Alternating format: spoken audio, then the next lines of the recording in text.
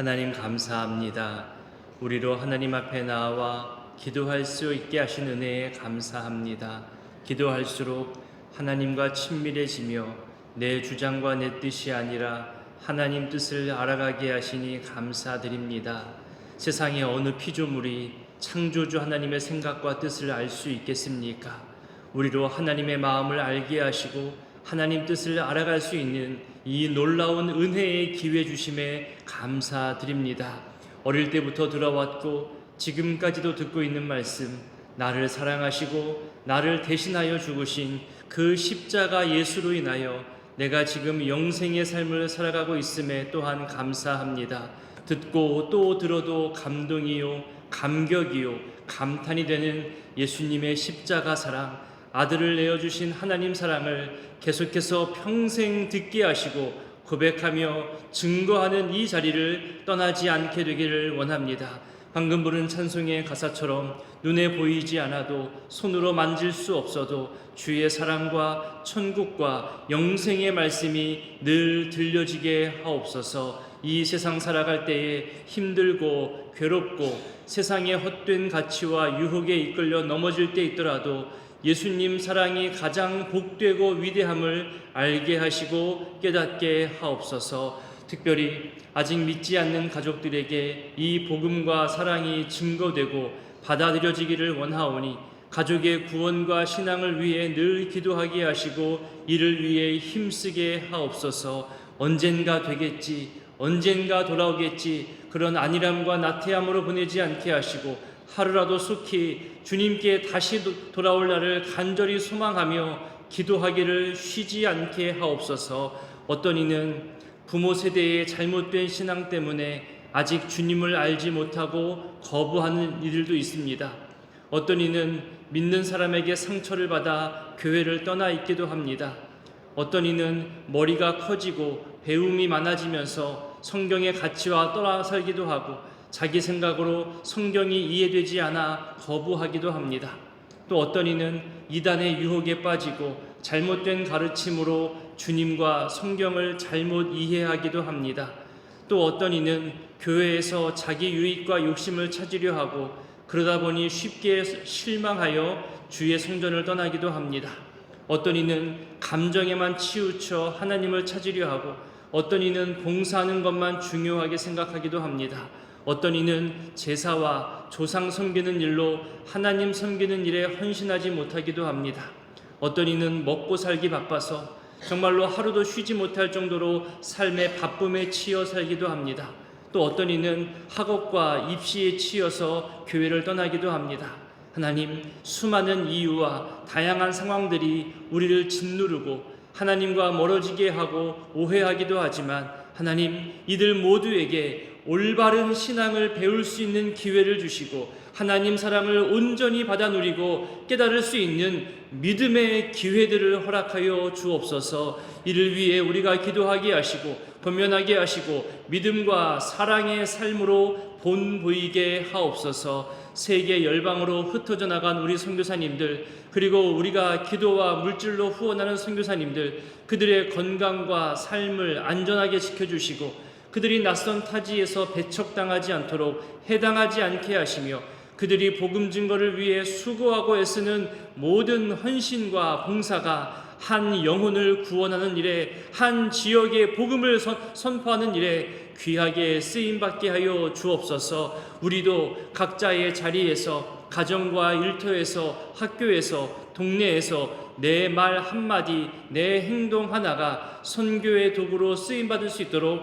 늘 신중하게 하시고 그리스도를 전파하는 일에 내가 쓰임받기를 사모하며 도전하게 하옵소서. 미래준비국에서 말씀으로, 삶으로, 기도함으로 복음을 증거하고 말씀을 가르치는 그 모든 수고들, 그리고 여름 행사를 준비하는 시간들 속에서도 하나님 사랑을 먼저 깨닫고 감사하는 복된 시간들 되게 하옵소서. 하나님, 전국 장로연합회 수련회로 또 출타 중인 장로님들이 있습니다. 안전케 하시고 유익한 시간들 되게 하시고 더 많은 것을 경험하게 하여 주시옵소서. 그래서 하나님, 우리 교회가 또 함께 고민하고 함께 나아갈 바를 또 함께 그 고민을 가지고 가져올 수 있도록 모든 시간들 가운데 유익함을 더하여 주시옵소서. 이 시간에도 하나님 앞에 일천번제의 예물로 또 태중의 귀한 생명 주심을 감사하는 손길로 하나님께 드리는 모든 마음 중심을 기뻐 받아주시고 하나님께서 받으신 흔적과 증거들이 그 삶 속에 나타나게 하여 주시옵소서. 이제 말씀 앞으로 나아가고자 하오니 성령 하나님 이 시간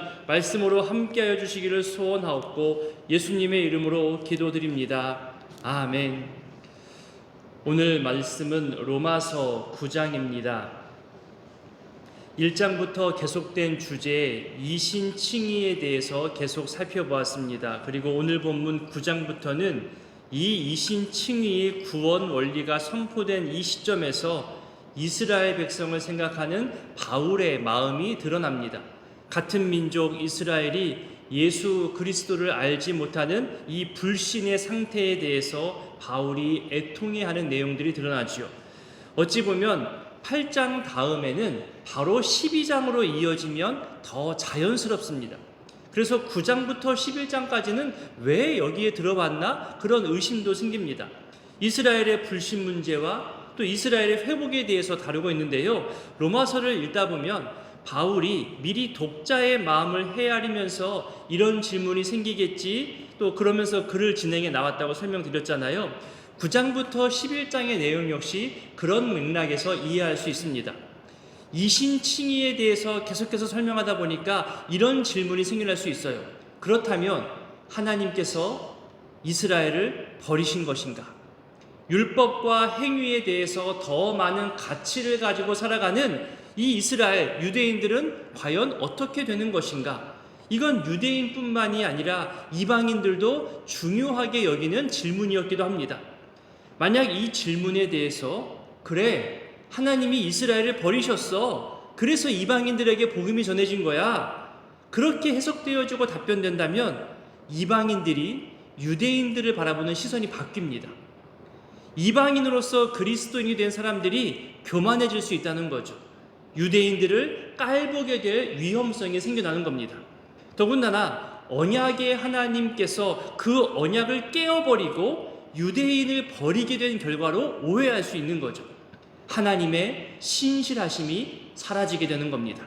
그렇다면 당시 그리스도인이 되었다 하더라도 언제 어떻게 우리도 하나님께서 우리를 어떻게 버리실지 모른다는 그런 불신을 갖게 되는 거죠. 구원의 확신이 아닌 의심으로 신앙생활을 한다는 겁니다. 그래서 바울은 이 문제를 반드시 풀어내야 하는데 로마서의 핵심이라고 할 수 있는 8장에서의 내용을 설명하고 나니까 더더욱 이 이스라엘의 구원 문제에 대해서 얘기할 수밖에 없었던 겁니다. 구원은 하나님의 주권이고 피조물인 우리가 따져 물을 수 있는 것이 아님도 함께 설명합니다. 바울이 이스라엘에 대해서 얼마나 애통해하는지 볼까요? 우리 9장 1절부터 3절까지를 먼저 읽어봅니다. 내가 그리스도 안에서 참말을 하고 거짓말을 아니하노라. 나에게 큰 근심이 있는 것과 마음에 그치지 않는 고통이 있는 것을 내 양심이 성령 안에서 나와 더불어 증언하노니 나의 형제 곧 고륙의 친척을 위하여 내 자신이 저주를 받아 그리스도에게서 끊어질지라도 원하는 바로라. 여기 보니 바울에게 근심과 그치지 않는 고통이 있음을 말하죠. 여기서 말하는 근심은 내면의 슬픔을 말하는 겁니다. 그리고 그 슬픔이 바깥으로 표현되어지는 아픔을 그치지 않는 고통이라고 표현하고 있습니다. 왜 이런 슬픔이 생겨났을까요? 예수 그리스도를 배척한 자기 동족 이스라엘 유대인들을 귀하게 여기는 마음 때문입니다. 주관적 마음도 슬픔이지만 하나님의 복음이 전해지지 않았다는 객관적인 아픔도 지금 포함됩니다. 저는 이 자체가 주는 의미가 중요하다고 봅니다. 믿음이고 영성의 문제이기 때문입니다. 이 구원의 기쁨과 앞에 8장에서 말하는 끊을 수 없는 하나님의 사랑에 대해서 사랑하는 내 가족이 모른다면 그만큼 슬픈 일이 어디 있을까요? 생명의 길과 사망의 길이 명확히 보이는데 지금 나는 생명의 길을 걸어가고 있지만 내 가족들이, 내 친구들이 사망으로 향하는 길을 걸어가고 있다면, 그것을 나만 알고 있다면 얼마나 속상하고 슬픈 일이 될까요? 그래, 될 대로 되라고 해. 지가 선택한 건데 뭐 그렇게 넘길 수 있는 문제가 아니잖아요. 언젠가 깨닫고 돌아오겠지 기대는 하지만, 기다리지만 그러다가 정말 끝까지 안 돌아오면요, 예수를 모르고 예수를 부인하고 거부한 상태에서 하나님의 부르심을 받으면 어떻게 될까요? 걱정되잖아요. 여러분 한번 상상을 해보세요. 언젠가 먼 훗날 우리 모두가 다 하나님의 심판대 앞에 서게 되는데, 그때 내 남편이, 내 아내가 나에게 외칠 겁니다. 아니, 어떻게 이 복음을, 이 생명의 복음을, 이 예수를 당신만 알고 있었나요? 왜 나에게 적극적으로 알려주지 않았나요? 내가 반대했어도, 내가 거부했어도 이 영원한 생명을 위해서 나를 억지로라도 끌고 갔어야죠. 무슨 방법을 써서라도 나에게 이 복음을 알려줘야 하지 않았나요? 그렇게 원망하고 아쉬워하는 내 배우자, 내 가족들의 모습을 상상해 보면요, 마음이 무거워집니다. 엄마, 아빠, 이것보다 더 중요한 것이 도대체 무엇이 있었나요? 내가 말을 안 들었어도 때려서라도 나를 데리고 갔어야죠. 어떻게 학원에 데려다 주었나요? 어떻게 영생에 대해서 나를 무지하게 했나요?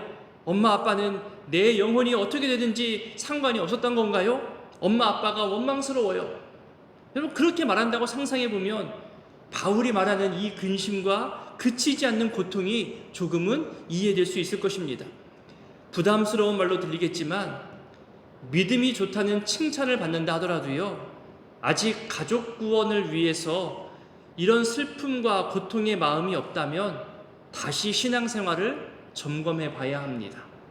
언젠간 돌아올 거예요. 네, 하나님께서 돌아올 기회들을 계속해서 주실 것입니다. 그런데 그 기회를 나를 통해서 주시고자 하는데 나는 거기에 대해서 무감각해져 있으면 정말로 내 신앙과 믿음과 영성을 진지하게 돌아봐야 하는 그런 수준 상태인 거죠.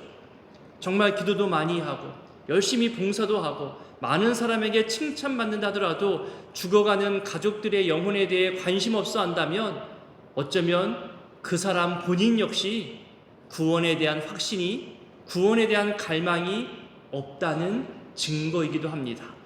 그만큼 영혼 구원 문제는 중요한 것이고 내팽길 수 없는 사명이고 먼저 믿은 우리의 책임이기도 합니다. 자신의 영혼 구원과 기쁨으로만 만족하는 수준이 아니라 다른 사람들, 특히 가족들과 또 같은 민족, 하나님께서 창조한 사람들 모두가 복음을 듣고 하나님 품으로 돌아오기를 바라는 이 영혼 구원의 문제를 계속해서 품고 있다는 것이 바울의 수준을 말해주는 하나의 의미가 되는 거죠. 게다가 3절을 보세요.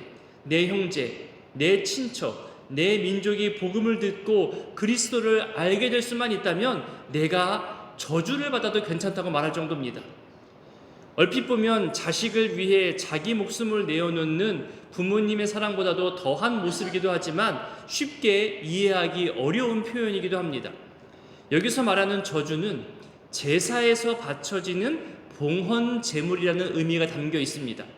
마치 우리 주님이 십자가에서 화목제물로 바쳐진 것과 같은 의미로 해석할 수 있는 거죠. 이스라엘이 회복될 수만 있다면, 우리 유대인들이 복음을 듣고 돌아올 수만 있다면 내 자신 역시 그런 희생제물로 기꺼이 내어놓을 수 있다는 바울의 결단과 마음을 읽을 수 있습니다. 그러면서 바울이 느낀 이스라엘이 가지고 있었던 특권, 특별한 은혜를 설명하는데요, 무려 8가지 특권을 설명합니다. 유대인들이 가지고 있었던 특권, 우리 4절과 5절을 읽어보겠습니다. 그들은 이스라엘 사람이라 그들에게는 양자됨과 영광과 언약들과 율법을 세우신 것과 예배와 약속들이 있고 조상들도 그들의 것이요 육신으로 하면 그리스도가 그들에게서 나셨으니 그는 만물 위에 계셔서 세세의 찬양을 받으실 하나님이시니라. 아멘. 구약의 율법을 먼저 받은 선민 이스라엘의 8가지 특권을 말하는데요, 이렇게 먼저 받은 것이 많음에도 불구하고 어찌하여 복음을 받아들이지 못하는 것인가, 그런 아픔이 느껴지는 구절들입니다. 8가지 내용이 발견되셨나요? 양자됨, 영광, 언약들, 율법, 예배, 약속들, 조상들, 그리고 그리스도. 하나씩 간단히 설명드립니다. 양자됨은 더 쉽게 표현하면 하나님의 자녀됨을 말하는 거죠. 하나님을 왕으로 그리고 아버지로 부를 수 있다는 것은 그 어느 민족도 누릴 수 없었던 특권이었던 겁니다. 하지만 이들은 그 아들 예수를 거부했습니다. 두 번째, 영광은 하나님께서 자기 백성을 보시려고 내려오실 때 나타난 하나님의 흔적, 빛이라 할 수 있습니다. 말씀이신 하나님이 육신이 되어 이 땅에 내려오셨는데 그 빛을 어두움이 부인했지요. 세 번째, 언약들은 우리에게 베푸신 하나님의 은혜죠. 약속입니다. 감히 받을 수 없는 약속과 사랑이지만 우리는 내가 언제 언약을 맺었냐며 하나님의 사랑을 거부하고 약속에 대해서 무지했습니다. 네 번째, 율법을 세우신 것들은 하나님의 뜻을 받아서 소유한 것을 말하는 표현인데요. 십계명을 비롯해서 하나님의 뜻이 이스라엘에게 이미 주어졌다는 것을 말합니다. 피조물이 창조주의 마음과 그 뜻을 알 수 있다는 것은 정말로 어마어마한 특권인 거죠. 다섯 번째, 그런 창조주 하나님을 예배할 수 있는 것, 섬기는 것, 순종하는 것을 의미하죠. 감사의 표현입니다. 여섯 번째로 약속들, 이것은 곧 메시아를 말하는 겁니다. 유일하게 메시아에 대한 약속을 받은 민족입니다. 오실 메시아에 대한 약속이 이루어졌지만 오신 메시아를 알지 못했고 그 메시아를 거부했죠. 일곱 번째, 조상들, 아버지뿐만이 아니라 할아버지와 그 윗세대 선조들을 말합니다. 히브리서 11장에 나오는 믿음의 위인들, 믿음의 조상들이 있다는 것은 자랑이고 특권입니다. 그런데 그 자리에서 안주한 거죠. 누리려고만 한 겁니다. 그 조상들이 감당했던 수고와 땀방울은 행하지 않고 영광의 자리만 욕심낸 거죠. 아브라함, 모세, 다윗, 엘리야, 수많은 믿음의 사람들을 열망하고 추종하면서도 그 자리에 앉는 것만 좋아했지 정작 아들을 바치는 믿음도 결단도 추구하지 않았고 광야에 쫓겨가는 어려움을 거부하는 그런 모습에 머물러 있었던 거죠. 마지막 여덟 번째, 그런 믿음의 조상들 계보를 통해 예수 그리스도가 나셨다고 합니다. 앞서 말한 7가지 특권도 대단하지만 특권 중에 특권은 바로 예수 그리스도입니다. 그리고 그 예수 그리스도가 본질상 하나님이심을 바울이 증거합니다. 이런 특권을 가지고 있었던 이스라엘을 향해서 하나님은 여전히 이들을 사랑하시고 이스라엘을 향한 언약의 말씀이 유효하다고 말하죠. 참 이스라엘로 여겨지는 약속의 아들을 설명합니다. 6절부터 9절까지가 이런 내용들이죠. 유대인들의 불순종과 거부가 있었지만 이스라엘을 향한 하나님의 언약 말씀이 없어지지 않았음을 말합니다. 그러면서 아브라함의 아들 이삭에게서 난 자만이 참 이스라엘 계보를 이었음을 강조합니다. 또한 이삭의 자녀 중에 야곱이 택함을 받아서 그 계보를 이어가는 것임을 10절부터 이야기하는 거죠. 자, 여기서 말하는 것은 이스라엘이라고 다 똑같은 이스라엘이 아니다. 육신의 혈통을 따르는 육적인 이스라엘이 있다는 것과 약속을 따르는 영적인 이스라엘이 있다는 것을 구별하여 설명합니다. 육신의 자녀와 약속의 자녀를 구별하는 건데요. 우리 8절과 9절을 읽어보겠습니다. 곧 육신의 자녀가 하나님의 자녀가 아니요 오직 약속의 자녀가 씨로 여기심을 받느니라. 약속의 말씀은 이것이니 명년 이때에 내가 이르리니 사라에게 아들이 있으리라 하심이라. 자, 아브라함에게는 하갈을 통해 얻은 이스마엘과 사라를 통해 얻은 이삭이 있었죠. 우리가 이 내용을 잘 아는 것처럼 약속을 기다리지 못하고 인간적인 노력으로 얻은 아들이 바로 하갈을 통해 낳은 아들 이스마엘이었습니다.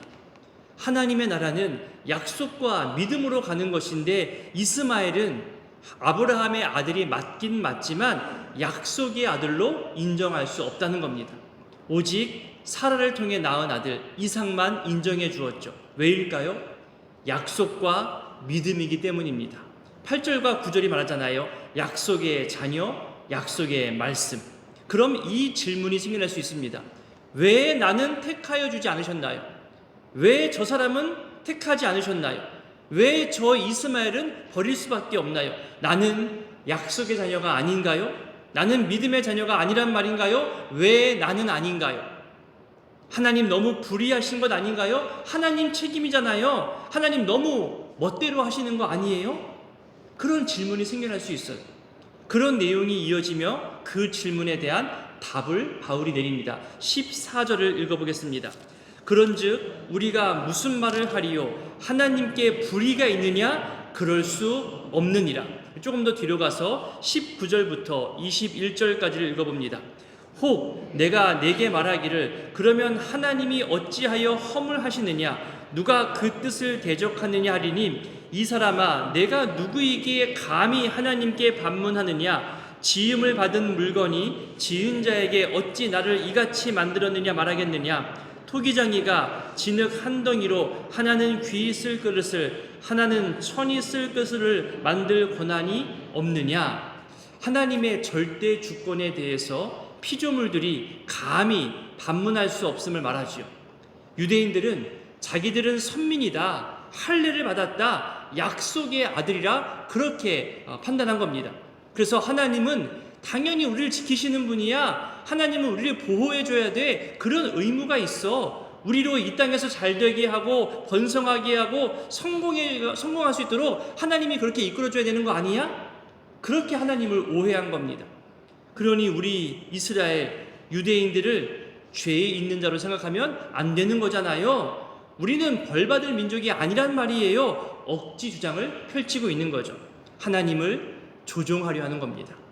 하나님을 마치 자신들의 종처럼 우리를 지켜줘야 하고 우리를 성공의 길로 안내해줘야 하는 그런 사람으로, 그런 존재로 여겼던 거죠. 바울이 말합니다. 어찌 피조물이 하나님을 대적할 수 있느냐? 우린 피조물이다. 그러면서 22절과 23절을 보면요, 그런 하나님께서 우리를 오래 참아주셨고 관용하시고 긍휼히 여기셨음을 말합니다.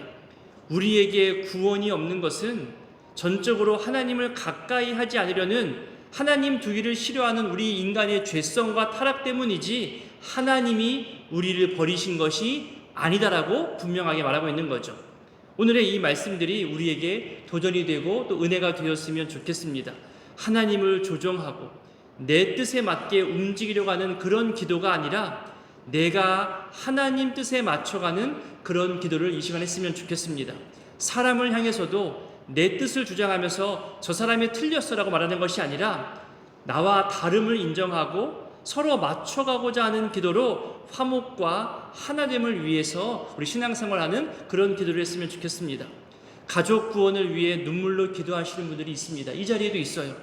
지치지 않도록, 그리고 그것이 나 때문이라고 죄책감 갖지 않도록, 그 기도가 그치지 않고 반드시 응답되도록 이 시간 함께 기도했으면 좋겠습니다. 오늘 말씀 기억하면서 함께 기도하는 시간 갖기를 원합니다. 주기도문으로 기도하겠습니다. 하늘에 계신 우리 아버지, 아버지의 이름을 거룩하게 하시며 아버지의 나라가 오게 하시며 아버지의 뜻이 하늘에서와 같이 땅에서도 이루어지게 하소서. 오늘 우리에게 일용할 양식을 주시고 우리가 우리에게 잘못한 사람을 용서하여 준 것 같이 우리 죄를 용서하여 주시고 우리를 시험에 빠지지 않게 하시고 악에서 구하소서. 나라와 권능과 영광이 영원히 아버지의 것입니다. 아멘.